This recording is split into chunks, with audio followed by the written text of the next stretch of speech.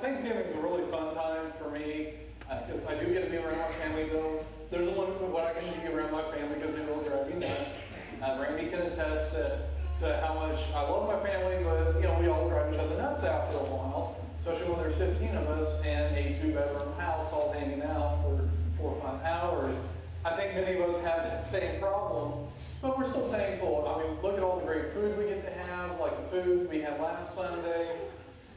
I'm going to have pumpkin pie, which I get to gorge myself for this week, and that's maybe one other week of the whole year I get that, so I'm really thankful for that. And when we start thinking about the things we need to be thankful for, we start thinking big things, especially when we think of how God plays into all this. When we ask, especially when I work with youth, you ask, well, what are you thankful for? What is God doing in your life? And they a lot of times couldn't come up with anything. And I think a lot of adults have the same problem. Because when we start looking for what God is doing, we don't see God normally.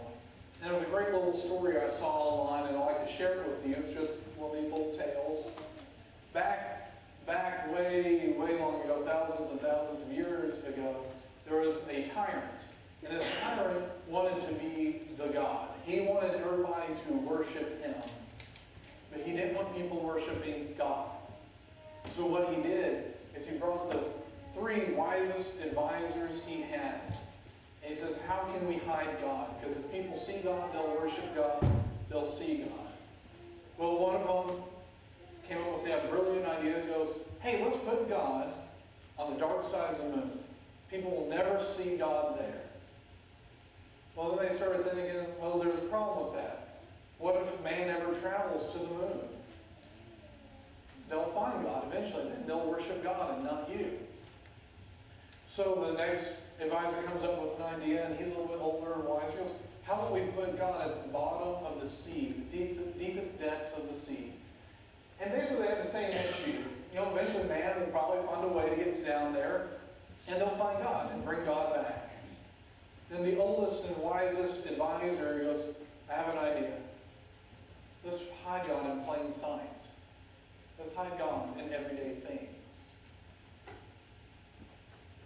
And I think for us it's very true.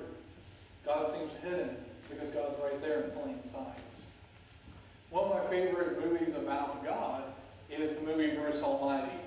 And hopefully some of you have seen it. If not, go rent it. It's a great thing. Morgan Freeman plays God, which is always fun because I think Morgan Freeman's awesome. But he has this talk with Bruce.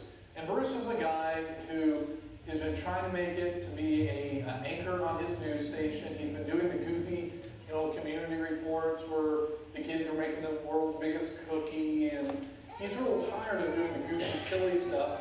And his life seems to be falling apart around him. He is mad at God, yells at God, and as kind of a way of teaching Bruce a lesson, God gives him some of his power. Of course, Bruce is a human. He makes a lot of mistakes. He starts giving people everything they wanted, so you have like 10,000 people all winning the lottery the same day. And you have a lot of issues, but yet Bruce's life still falls apart, despite having all this power. And he goes to God and says, how do you do this?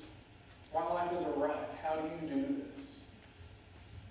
And in this talk, God says to Bruce, the thing is, the real miracles aren't the parting of the Red Sea or any of that. The real miracles are the small things.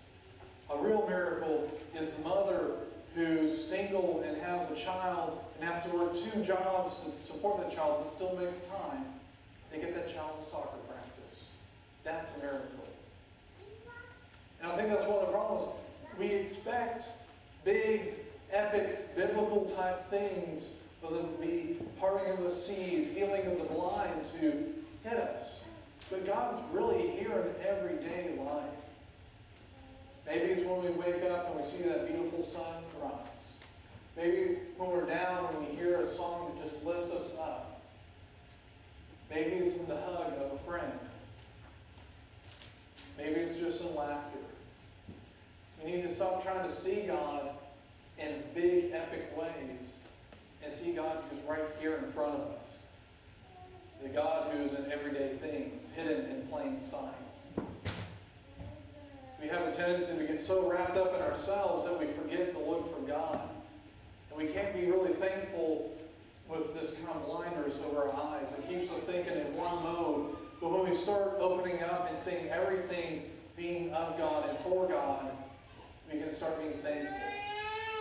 Yes, it's hard when we lose family members, or when we have problems with spouses, or our job stinks, or school is overbearing. But they're small things.